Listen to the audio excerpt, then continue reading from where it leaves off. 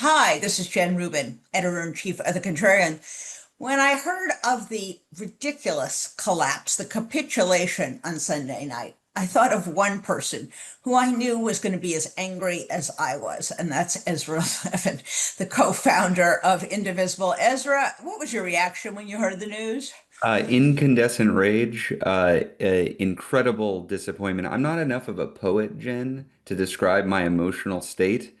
The best thing I can do in moments when I feel that level of emotional response to a political reality is to figure out, okay, how do we make sense of this and move forward? What can we do to channel this outrage? Because I knew it was not just me.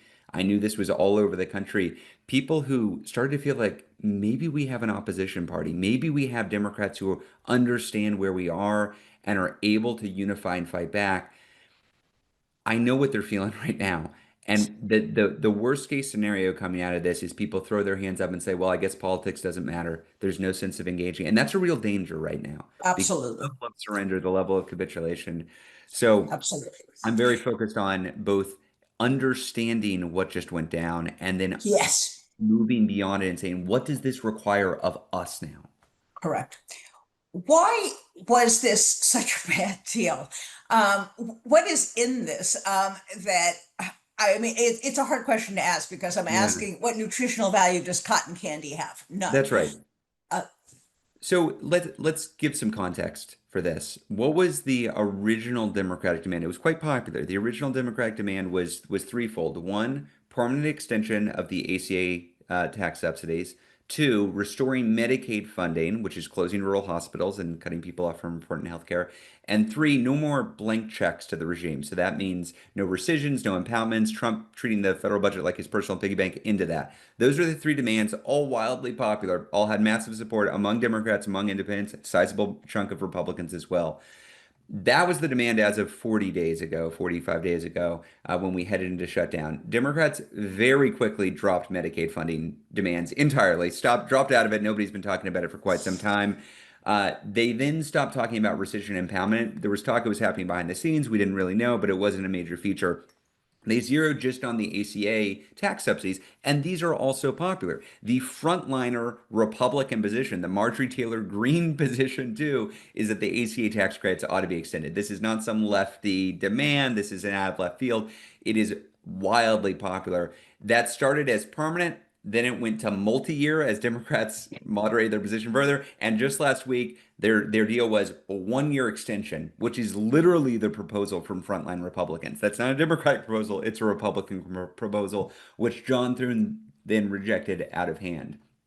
So to say we got nothing is to say we got nothing. We did not get anything on the ACA tax credits. We got nothing on Medicaid. We got nothing on rescission. What we got is a pinky swear, pinky finger promise that there will be a vote 40 days from now that the Democrats do not have the votes to pass on the ACA tax credits without substantial concessions. So I want to be clear, the Democrats caused a great deal of pain, which was worth it to extract meaningful policy concessions, and then 40 days into causing that pain, got nothing. That's where we ended up. And I do think I don't say this because I'm out for any individual Democrat. We should just really understand how much of a capitulation this was. And that would be bad under any circumstances. But I think we should get into what the circumstances were for this capitulation, which was Democrats were winning. We were winning, and the other side was fracturing. So it's not just like we were on the ropes and oh no, we're taking some heat. No,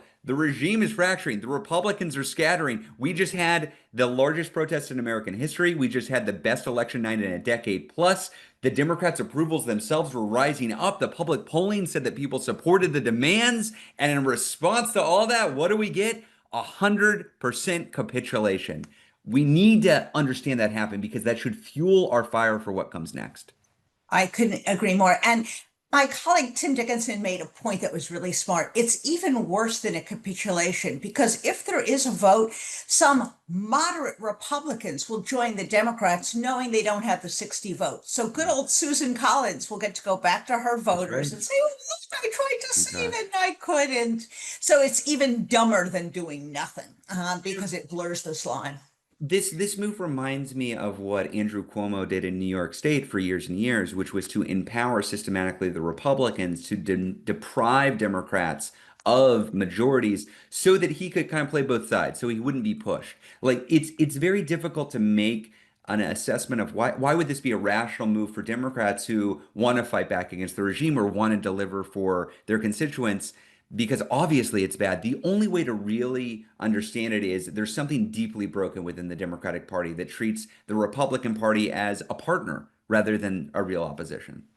Absolutely. Now, there are plenty of Democrats who are angry about this, and I give credit to Hakeem Jeffries and all of the House Hmm. Democrats. Hmm. And there Hmm. are a number of fighters in the Senate who are very angry about this. But what I'm concerned about is that there never seem to be consequences for Yes. the people who capitulate. And very cleverly, the people who publicly supported this capitulation are many people who are retiring, and no one, strangely enough, who is on the ballot in 2026. So, how do you stop this from happening again? What consequences can there be for this behavior? Jen, I'm so happy that you're zeroing in on this feature of the vote because I think we need to engage in a little education about congressional politics 201, not just the 101, not just who voted the wrong way, because I think that leads you in the wrong strategic direction. As you pointed out, there were 8 Senate Democrats who voted with Republicans, and you might say, well, damn those 8 Democrats. They're the problem. And if only they hadn't voted the wrong way, we would have been fine. But as you point out, they're all retiring or not up for reelection. Well, that's odd. Well, why are they all retiring? Was nobody else interested in capitulating as well? And the answer is this. The way this actually plays out for these hard votes is the Senate Democratic leadership is talking with everybody. They agree on a plan, which is we're going to capitulate, we're going to surrender, but they also know the blowback is going to be bad. And so there are a group of senators, it's certainly more than 8. It might be 16, it might be 24, it might be more, who all say, yes, the plan is to surrender. Who is going to do the surrendering?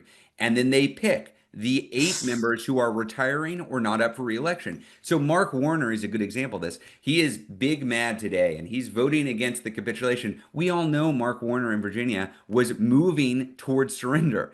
But he's up for re-election next year. He doesn't want a primary challenger, so he is somebody who voted against it and can claim that he's not capitulating. John Hickenlooper, same deal in Colorado. We know he's in the capitulation caucus, but he's up for re-election, so he can't afford to vote against it. So I do think it's important for all of us to drive home the point. This isn't the problem with 8 Senate Democrats. This is a problem with the Senate Democratic Caucus and its leadership. And so, what that drives us towards is you can't just hold these 8 Democrats who aren't up for reelection for another 3 years accountable. You've got to hold Democratic leadership and the caucus accountable, which means this is no longer about, oh, those failed leaders are the problem. This is a question of what do we do to demand a better party, a party that actually fights back. It's not ideological. I'm not saying they've got to adopt this lefty position or they got to moderate Yes. more on this way. This is, do they fight back or do they roll over and play dead? And I think one clear signal for whether they're serious about moving into the future is, are they calling for new leadership? So far, 0 Senate Democrats have called for new Senate leadership. Chuck Schumer is the least popular political figure in the country. The Democratic Party is less popular than the fascist party that currently controls the House, the Senate, and the presidency. And we're headed into an election season that we cannot afford to lose. So, how do we do this? How do we move forward? It's primaries, Jen. That's the only place we can go from this. And there are many Senate Democrats who are running in places like Michigan and Maine and Texas. They should be asked, do you support Chuck Schumer for Democratic Majority Leader? And let me tell you, there's not a Democratic voter in Texas or an independent voter or a Republican voter who's going to say, well, I was for the candidate, but they said they're not going to support Chuck Schumer, who I love. Nobody wants a candidate who supports Chuck Schumer. It is good primary politics and it's good general election politics to get that guy out. But so far, we don't have anybody saying that. So I would tell you, if you have a Democratic senator out there who is right now saying how proudly they voted against this capitulation, your follow up is not thank you so much. Your follow-up is, but have you come out for new leadership yet? Because if you haven't, I think you're part of the problem. And I would say Right. that for the most progressive member and the most moderate member, this is not ideological. This is about us demanding a party that actually fights. Absolutely. And I cannot stress enough, folks, that point. These people call themselves moderates. That is, I don't know what that phrase even means anymore. They are weak, they are losers. It has nothing, as Ezra says, to do with ideology. There are people to the right of them who oppose this deal, That's and right. there will be people to the left of them. So this is about a understanding the moment we are in. We are in an existential crisis. This is Yes, not a matter, as Dick Durbin saying, you don't know how the Senate works. Boom. Well, the Senate is not working. That's the problem. that's right. So you and Indivisible are making a full-throated call for Chuck Schumer to step down and asking for a pledge going forward, which I certainly would support. And perhaps we have to broaden that out. Would you be Yes, willing to vote in favor of filibuster reform that's, to restore the Civil Rights Act? In other words, pin these people down. Do not let them count on your vote. Now, right. go ahead. Well, so what I was going to say is, I think so. What we are getting ready to launch in mere hours, as I talk to you, is the largest primary program Indivisible has ever run, Yep. and it is purely focused on building a Democratic Party that does fight back and win, that does not roll over and play dead.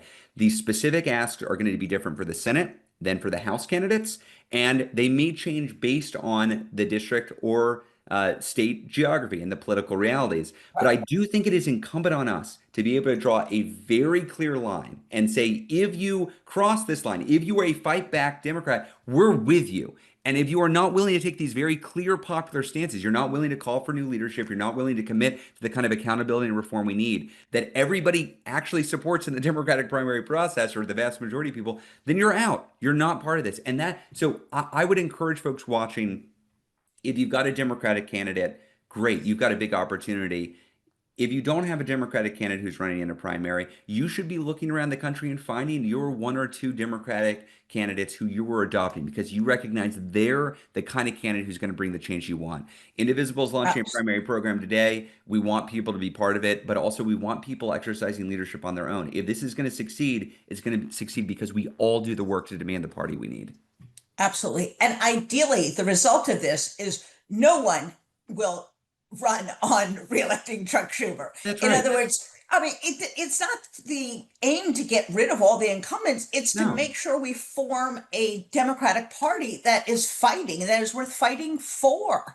Uh, And and let me say one more thing. We're going to win some of these fights. We're going to lose some of these primary fights. And you know yeah, what we're going to do after all of them, win or lose? We're going to rally around whichever Democrat wins, and we're going to say, that's our candidate, and we're going to beat the fascists with that candidate. Because the yeah, way a successful Democratic Party will work is you will have a healthy debate in the primaries. People will then dust themselves off, put on their big boy pants, and say, okay, that's our candidate. Unlike Chuck Schumer, who lost his candidate lost in the Democratic primary for New York mayor, and he's not only sat on the sidelines, but has still to this day refused to endorse the yes. Democratic winner of their primary. That is, you cannot excuse that behavior from No. Democratic leadership. You cannot make these ideological tests, and if your favorite ideological representative doesn't win the primary, you're out. No, Absolutely. rally around and endorse them. And I say that on our side, and I would encourage all Democratic leaders to engage in the same way. And it works both ways. If Roy Cooper isn't your cup of tea, but he's the only Democratic candidate and he's got a heck of a chance of winning, you back him like our political lives depend upon it, because it Yes. does. That's right. That's exactly right. It's not that complicated, Jen. It's really not. We can have a primary fight where we debate the future of the party, and then we can wall up them in the general election. I think we can do Absolutely. both. And conveniently, those happen on different time scales. So the next six Yes. or 9 months, we are in primary mode to build a Democratic Party that fights and wins. And after that, we're there to defeat the fascists and embarrass them electorally all across the country, just like we did 6 days ago. Absolutely. Now, short term and long term. Obviously, the long term you've just sketched out, which is we got to win in 2026, and we're going to do everything we can. In the short term, what can people be doing?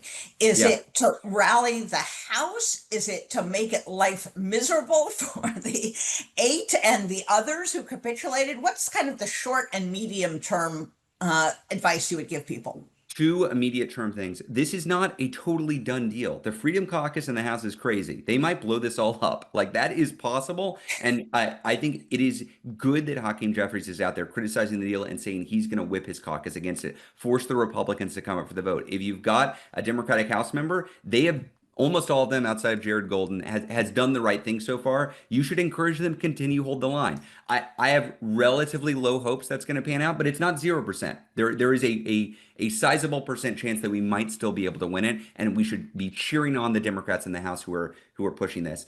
On the Senate side, look, I hope people start getting serious about primaries, and in the immediate aftermath of this, don't just congratulate the majority Dems who voted against this. You should be pushing them to come out against Senate leadership. If we don't demand that, they will move on. And we do that with our own voices, and we do that through a primary program that I hope people will get into.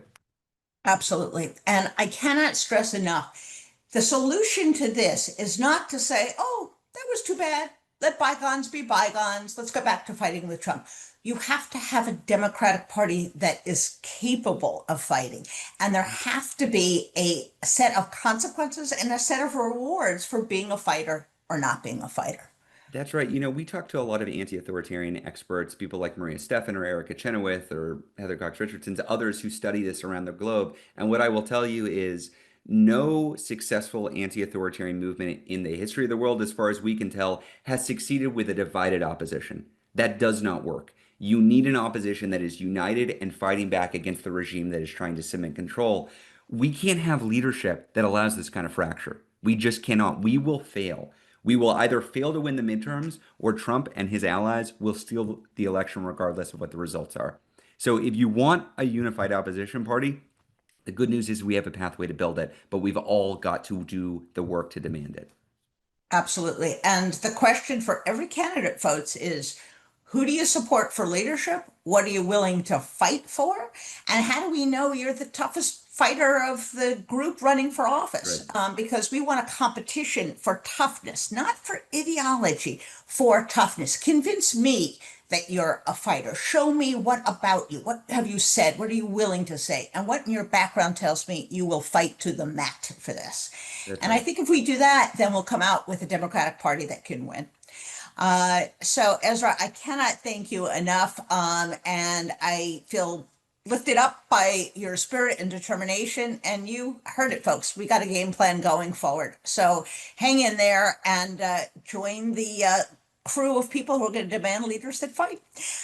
So thank you so much, Ezra, for everything that you and Indivisible do every single day. And we will, of course, have you back soon. Can't wait, Jen. Thank you.